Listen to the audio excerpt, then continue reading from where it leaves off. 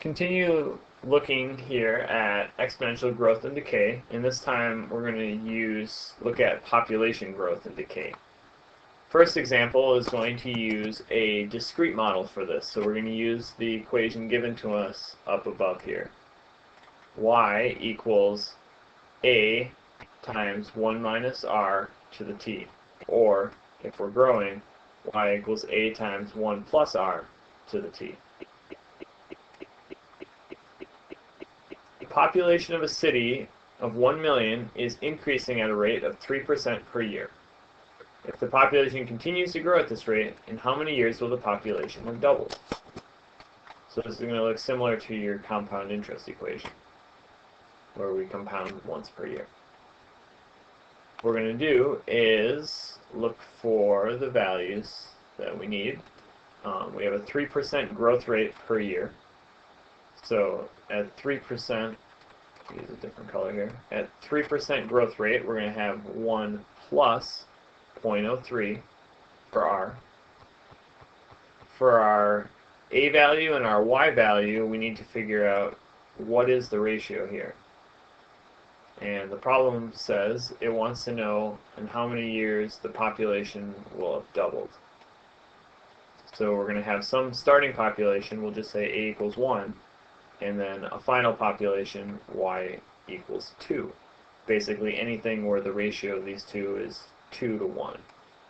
So we'll say a is 1, y is 2, we said r is 0.03, and t is what we're trying to figure out. T is the amount of time that's going to pass. So let's put these into our equation, and we have y equals, get to this down here, 2 equals 1 times 1 plus 0.03 to the t power. Well, I can clean this up a little bit because I have a 1 multiplied out front, and we know that 1 times anything is going to be itself, so I'll just get rid of that. And then 1 plus 0.03 is just 1.03, so just cleaning that up a little bit. At this point, we need to undo the inside. We need to get that variable by itself, so we're going to take the log of both sides. So I have the log of 2 equal to the log of 1.03 to the t power. One of the nice properties of logs is that we can take that exponent of a t and pull it out front. So now we have log of 2 equal to 2t times the log of 1.03.